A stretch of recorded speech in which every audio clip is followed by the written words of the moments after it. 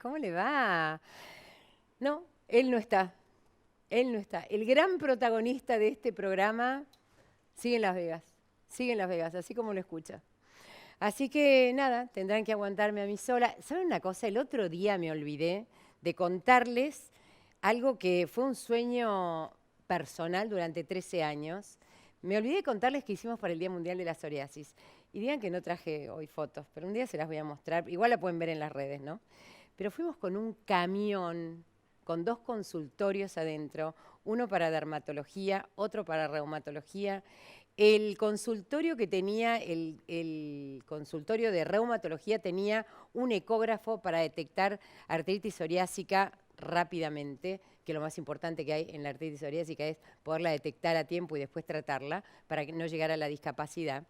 Y lo hicimos en la provincia de Santa Fe. ¿Y por qué lo hicimos en la provincia de Santa Fe? Porque encontramos un grupo humano maravilloso de reumatólogos de Santa Fe y dermatólogos que pusieron todas las ganas que tenían para que eso fuera posible. Novartis también lo hizo posible. El equipo de AEPSO lo hizo posible. Fue como la unión de un montón de voluntades que hizo posible que en 2 días más de 100 personas fueran atendidas en ese camión y se fueran con un diagnóstico y sigan siendo atendidas en los diferentes hospitales de la ciudad de Santa Fe. También de la ciudad de Paraná vino el presidente de la Sociedad Argentina de Reumatología, la futura presidente probablemente o la vicepresidente hoy de la Sociedad Argentina de Psoriasis, la ministra de Salud de la provincia de Santa Fe, diputadas electas de la provincia de Santa Fe. La verdad que fue maravilloso. No entraba un alfiler, había gente parada en el Semafé, que fue donde hicimos la reunión. Así que lo único que puedo decirles desde acá es 1000 gracias a todos los que hicieron posible que ese camión con esos 2 consultorios llegara a la provincia de Santa Fe y la buena voluntad de todos los médicos que donaron su tiempo para que esos pacientes fueran atendidos. Bueno, dicho esto, nos vamos a ir a la pausa, no sin antes decirles que voy a estar con el doctor Emiliano Baccarini, dermatólogo de mi ciudad, de Loma de Zamora. Así que, como hace Mirta con su ciudad, yo también me paro. Y vamos a estar hablando de un tema absolutamente de ahora, de hoy, de mañana, de pasado, que son los biológicos y los biosimilares. ¿Qué son esas 2 medicaciones que son las medicaciones de última generación para un montón de enfermedades que están llegando? ¿Son buenos, no son buenos, compiten, le van a hacer bien al sistema de salud, al enfermo, son confiables? Todo esto lo hablamos en un segundo.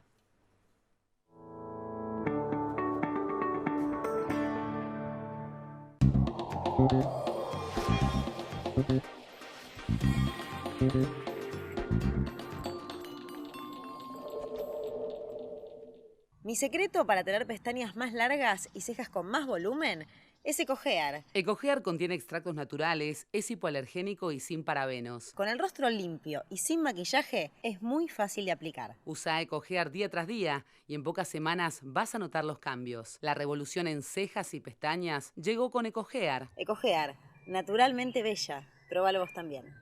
¿Conocés los planes de salud de Andar, la obra social de los viajantes vendedores? Planes para empleados en relación de dependencia, monotributistas y particulares. Solicita un asesor comercial al 0810-345-0184.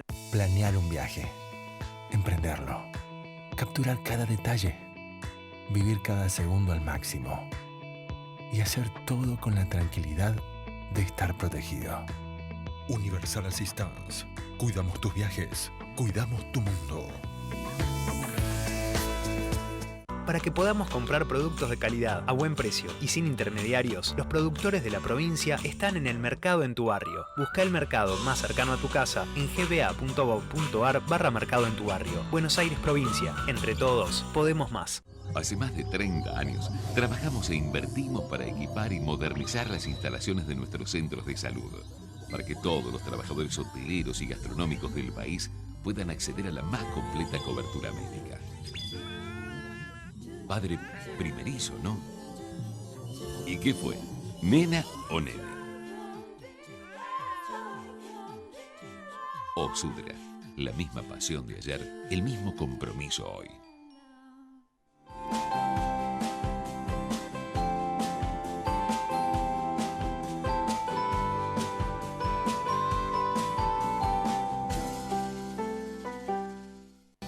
Innovación permanente. Bagó. Ética al servicio de la salud.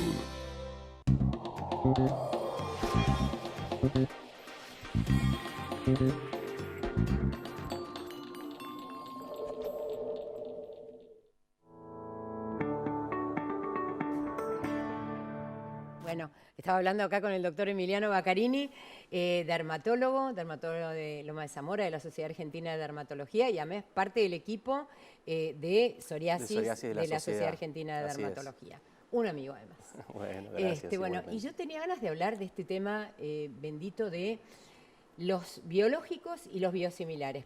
Antes de que entremos en ese tema, me gustaría que le cuentes a la gente qué es una medicación biológica, que en realidad se está usando para montones de patologías. Bueno, sin duda los medicamentos biológicos vinieron a ser un antes y un después en la medicina en general. Absolutamente. Eso se lo debemos a nuestro premio Nobel César Milstein, que a través de su descubrimiento de los anticuerpos monoclonales permitió dirigir fármacos hacia hacia objetivos específicos del sistema inmune.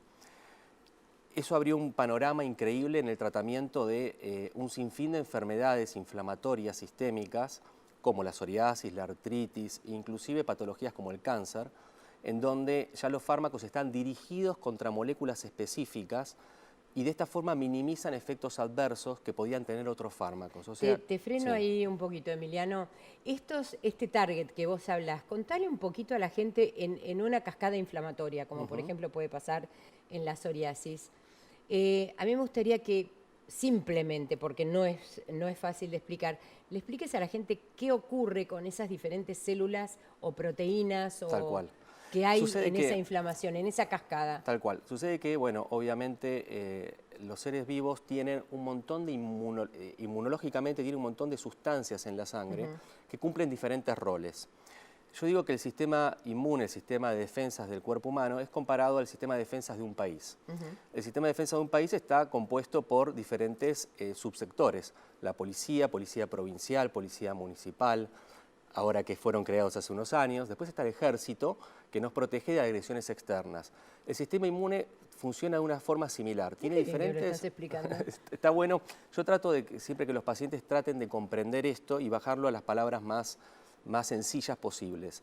Y la realidad es que el sistema inmune funciona de una forma muy similar a esto, en donde de repente la gendarmería tiene que ver con las fronteras y cada subsector del sistema inmune tiene una función específica. A veces el sistema inmune funciona desorganizadamente y un subsector de este sistema de defensas ataca estructuras propias o hay un desequilibrio en este subsector.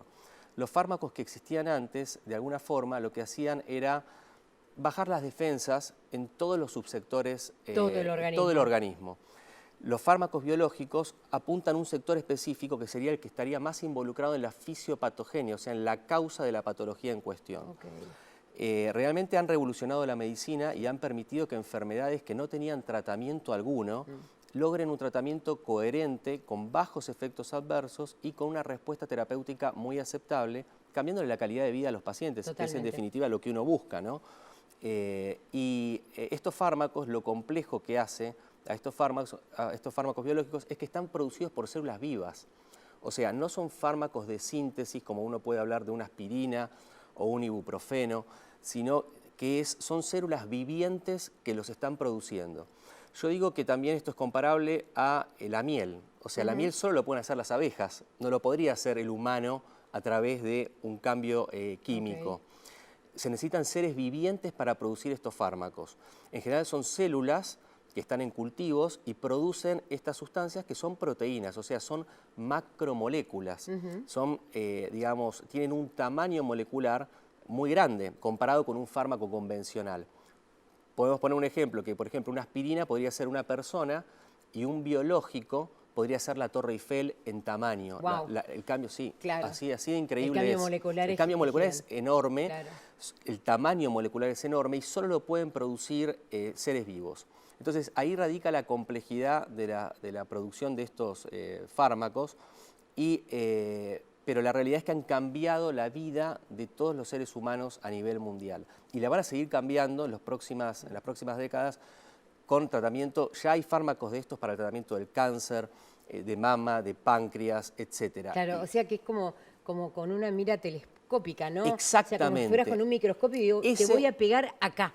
Ese es el ejemplo. O sea, yo creo que un fármaco convencional de los que había, que siguen estando vigentes, es como tirar un escopetazo de perdigones. Y a algo le pegás. Claro. Esto es una mira telescópica láser que se lo pega a 2 kilómetros de distancia en el punto exacto, digamos. Ese es, digamos, el concepto de los fármacos biológicos en la medicina en general. En la dermatología, obviamente, no escapa esto y tenemos una gran cantidad de fármacos disponibles para darle calidad de vida a nuestros pacientes, que en definitiva es lo que uno busca, ¿no? Antes es súper interesante, porque esto habrá empezado que en 2004, por lo menos acá en Argentina. Aproximadamente, sí. En dermato, fármaco, ¿no? En dermatología, en reumatología creo que ya se usaban, ¿no? Pero antes nos acordábamos los nombres de todos. Hoy ya no nos podemos acordar, creo que los nombres de todos. Es verdad. Es fascinante eso. Antes había uno, había uno o dos. 3, 4. Ahora Tal son... cual. Y hoy debe haber más o menos en dermatología. Lo que pasa es que además hay algunos fármacos que están, digamos, utilizados en dermatología. Hay algunos que solo tienen aprobación para artritis psoriásica y no para psoriasis. Sin embargo, se podrían utilizar en psoriasis también. Pero bueno, por una cuestión de marketing o lo que fuera, solo fueron aprobados para alguna patología en cuestión. Algunos tienen muchas indicaciones. Hay fármacos biológicos que tienen 15, 16, 17 indicaciones diferentes. No solo dermatológicas, sino en todas las especialidades. Esto le da mucha solidez. Enorme.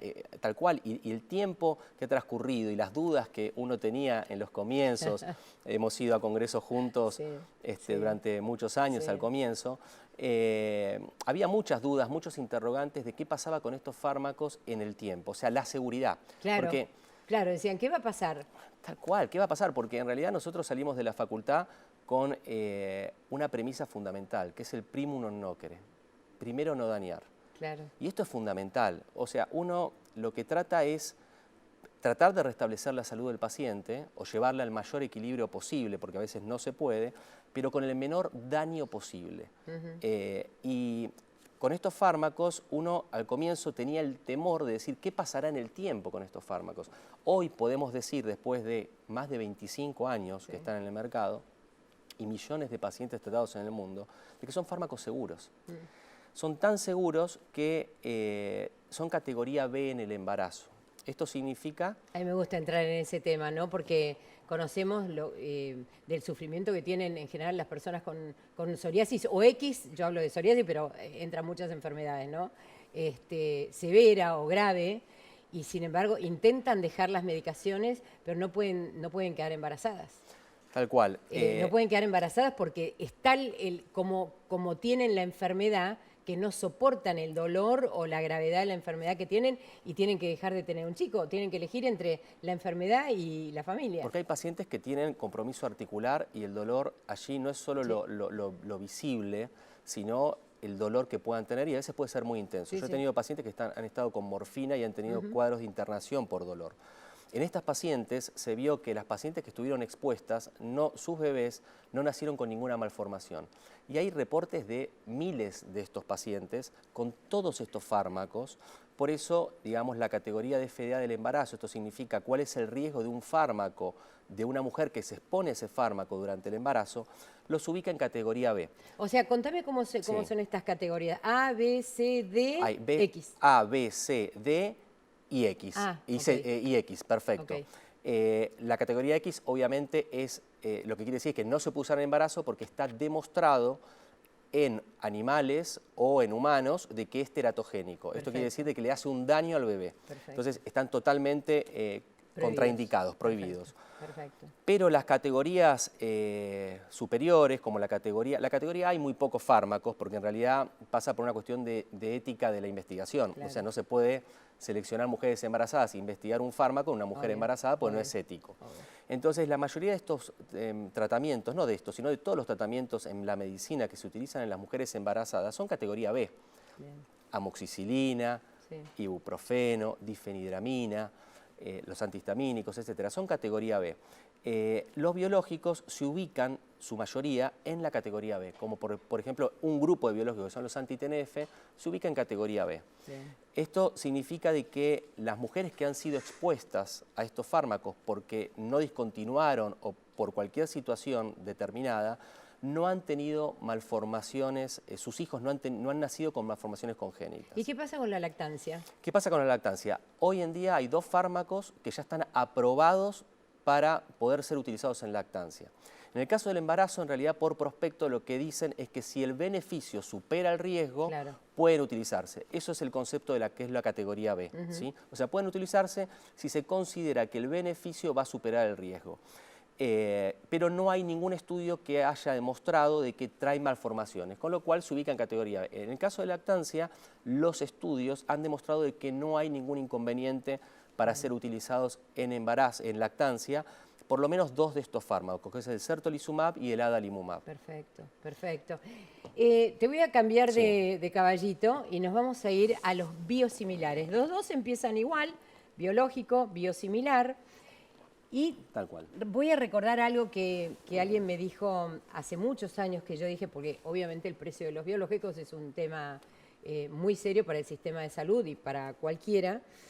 Entonces digo, ¿cuál es el precio real de un biológico? Porque nosotros que veíamos en los genéricos, bueno, que de pronto el genérico era, no sé, 50 veces menos valía que el original. Correcto. Pero te estoy hablando de estas pastillas simples, de fármacos, ¿no?, de ¿no? síntesis común, claro. Sí, pero también veíamos una cosa, que muchos de los genéricos no tenían la calidad de los originales. Correcto. Mucho lo veíamos en los diclofenac, lo veíamos en las cremas, o sea, las cremas originales y estos, por lo menos los antiinflamatorios que nosotros conocíamos, eran muy buenos y sin embargo los otros no, salvo contadas excepciones. Pero había algunos que realmente no hacían efecto directamente. Correcto. Pagabas mucho menos, pero el efecto no lo tenías. Aparecen los biosimilares. ¿Qué son los biosimilares? Bien. Y ¿está bien o está mal? Correcto. Bueno, ese es un debate muy interesante. Espero poder resumir en poco tiempo el concepto porque es realmente muy importante. Los biosimilares muchas veces se asocian como si fueran los genéricos de otros fármacos, sí, que no es así, que era lo que vos estás planteando. En realidad, claramente no es así, en cuanto que para un biosimilar, o sea, un fármaco genérico es exactamente igual al fármaco de referencia. O sea, una amoxicilina marca A es exactamente igual a la amoxicilina marca B. Ahí no hay dificultad desde el punto de vista técnico para hacer un clon, prácticamente exactamente igual al otro fármaco. Después hay cuestiones que tienen que ver con lo reglamentario, con otras cuestiones como excipientes, calidad, sí, que etcétera. Eso algo debe hacer que cambie. Pero tal cual. Porque, pero la droga base vos decís que además, es exactamente la misma. Debiera, vamos a ponerlo en hipotético, debiera ser igual. Lo que pasa es que desde el punto de vista reglamentario es difícil controlar miles de fabricantes, de proveedores e inclusive, de acuerdo a la ley de genéricos, una farmacia podría ser un magistral de un producto determinado. Entonces, es difícil hacer un control de calidad, lo que se llama prácticas de buena manufactura, digamos, en la industria farmacéutica, que sería como si fuera el ISO, digamos, de calidad, el control de calidad. Con respecto a los biológicos, como son células, están producidos por células vivas y son moléculas complejas, no puede copiarse exactamente igual. O sea, un biológico, por más que uno intentase hacerlo exactamente igual, no hay posibilidad de hacerlo, porque es una molécula sumamente compleja. Entonces, se utiliza el término de biosimilar, o sea, de similar a. En este punto, obviamente, esto muchos años trabó el desarrollo de biosimilares. O sea, ¿por qué querría la industria o por qué sería importante que existan los biosimilares? Por una cuestión de costos, porque como bien vos dijiste, los biológicos que han cambiado y han revolucionado la medicina del siglo XXI y han ayudado a tantos miles de pacientes, son fármacos muy costosos, porque el desarrollo es muy costoso. Claro, ¿sí? Desarrollarlo es muy costoso, muy costoso. La industria farmacéutica invierte miles de millones de dólares en desarrollo de moléculas que a veces no llegan, quedan en el camino. Entonces, claramente cuando estos productos llegan al mercado, tienen un costo en donde está digamos, la investigación, la financiación en investigación y además a dónde está dirigido. Claro. Si había o no un tratamiento previo y qué características tenía ese tratamiento previo. La realidad es que el desarrollo de los biosimilares, que ya lleva alrededor de una década o tal vez un poco más, obligó a las agencias reguladoras, o sea, ya sea en este caso es ANMAT, pero puede ser la FDA o la EMEA, a tomar, digamos, ciertas normas, digamos, a marcar ciertas normas de cómo desarrollar un producto, cómo, digamos, de alguna forma copiar estos productos que además tiene que vencer su patente para poder 10 años son, ¿no? 10 años, 10 sí, años. para poder ser, digamos, copiado o intentar copiado. Pero el biosimilar, digamos, lo que guarda es, o sea, hay que diferenciar lo que es un genérico, porque además el genérico y se asocia con biosimilar, son dos cosas diferentes, y además hay una cuestión que el genérico también, si uno lo toma como referencia, se asocia con algo de menor calidad. ¿Sí? Y esto Porque a veces, es real lo que yo te estoy a veces contando. pasa, es ¿Sí? verdad eso, a veces pasa, pero a veces no. Entonces, en el caso de los biosimilares, para poder desarrollar un biosimilar, los pasos que tienen que aprobarse son tantos y tan estrictos que no habría posibilidad alguna de que cometieran estos, digamos, que hubiera estos O sea, errores acá sí hay con un los seguimiento genéricos. de la manufactura y los ensayos clínicos Cumplen también. requisitos estrictísimos, internacionales, Ok. ¿sí? Y que además están en conjunto y están en lineamientos de la Organización Mundial de la Salud, Ok. que tiene posturas establecidas de cómo, digamos, facturar, digamos, o sea, manufacturar este tipo de productos. Tal es así que muchos países les cuesta cumplir con todos estos requisitos y entonces no fabrican, no diseñan, no tienen plantas de biosimilares. Europa fue un poco líder en todo esto y tiene alrededor de, debe haber en el mundo alrededor de 100 biosimilares de productos. De diferentes patologías. De diferentes para patologías, para diferentes enfermedades. En Europa debe haber la mayoría de esos biosimilares. En Estados Unidos un poco menos, tienen leyes de patentes mucho más estrictas Sí, y sí. cuestiones que tienen que ver con la industria un poco más estricta, pero también tienen más su protegida. biosimilar más protegida, esa es la palabra, tal cual. Pero la tendencia es a esto. ¿Por qué? Porque hay un gran problema en todo esto. El costo hace que muchos pacientes no accedan a los tratamientos. No, exacto. Y la realidad es que un fármaco, para ser un fármaco ideal, tiene que cumplir ciertos requisitos. Primero tiene que ser efectivo, tiene que ser eficaz, demostrar eficacia. Después tiene que mostrar seguridad. Este concepto de primum non nocere, primero no dañar. Exacto. Los fármacos biológicos lo han demostrado ser efectivos, muy efectivos, comparado con otras terapéuticas, ser seguros, pero lo que no ha demostrado ningún fármaco biológico, lo que no ha logrado al día de hoy, es ser accesible. Claro. La accesibilidad a nivel mundial de las terapéuticas biológicas es muy limitada. Entonces estamos teniendo un problema con la mayoría de la población mundial que no accede a estos tratamientos tan efectivos, que al principio eran de segunda línea y hoy son de primera. Claro, claro. Hoy son de primera. Entonces, la pregunta que uno se plantea es cómo hacer más accesibles estos fármacos, y la industria farmacéutica además tiene, digamos, un fin comercial en donde ve además la posibilidad de vender un fármaco más económico, pero como no tuvo que invertir en desarrollo, Lógico, claro. lo puede vender más Lógico, barato. lógico. Y esto a su vez hace el mercado se regula por competencia. Entonces, cuando hay dos productos, no voy a decir iguales, vamos a decir biosimilares, para una misma patología, con un mismo perfil de seguridad y de eficacia, tenemos la posibilidad ahora de tener un fármaco más económico, o sea, que mejora la accesibilidad. Ahora, yo te pregunto, ¿no? Porque esta es una posición que también de la cual se habla mucho y creo que todos estamos sentando la misma posición. Vos hablabas de que estamos hablando de proteínas vivas, ¿no? Exacto. Entonces la bioseguridad tiene que ser gigantesca. A mí, una persona me da X biológico y de pronto mi obra social en el camino decide comprar el biosimilar y en la mitad de camino me lo cambia. Como este biosimilar no es exactamente igual, sino que puede tener una diferencia, ¿qué pasa si yo empiezo a hacer algún efecto diferente y en realidad a mí no me dijiste que me lo cambiaste, yo nunca me enteré, Bueno, me esos enteré son- cuando me lo diste Tal cual. y obviamente yo tengo miedo. Esas son las controversias que surgen con los biosimilares. Ese es el concepto de lo que se llama intercambiabilidad. Exacto. ¿Es ético, no es ético? ¿Se puede hacer, no se puede hacer? Son todos los interrogantes que están surgiendo y hay algo de experiencia en esto a nivel mundial. Cada país tiene su regulación propia. Después está el concepto de lo que se llama extrapolación de indicaciones. Sí. Pero el concepto de intercambiabilidad que vos estás tocando es un concepto bastante central en lo que es la controversia, porque si el paciente A viene con un viene con el innovador, se le dice innovador al producto, digamos, original.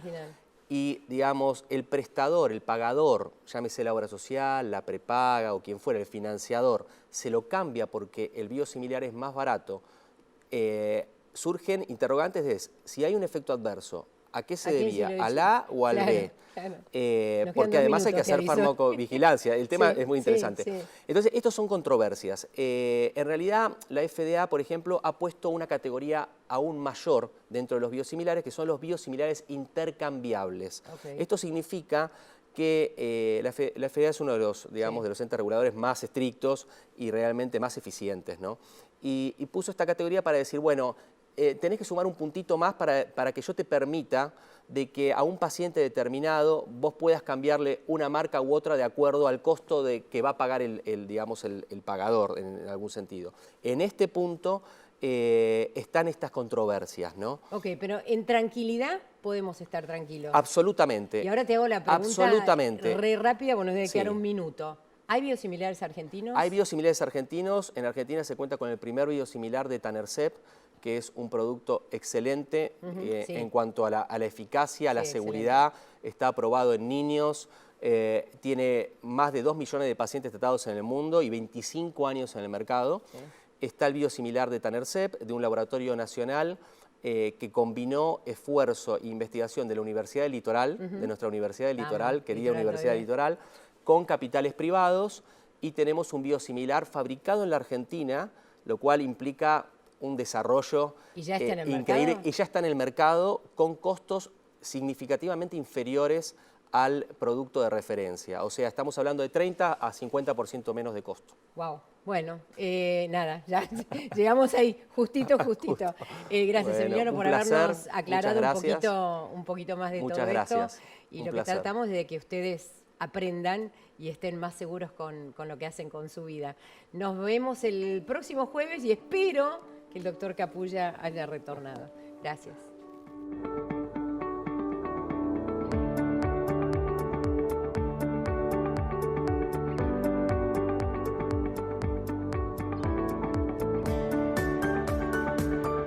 Días y noches trabajando, puliendo cada detalle, revisando todo una y mil veces, porque siempre hay algo para mejorar.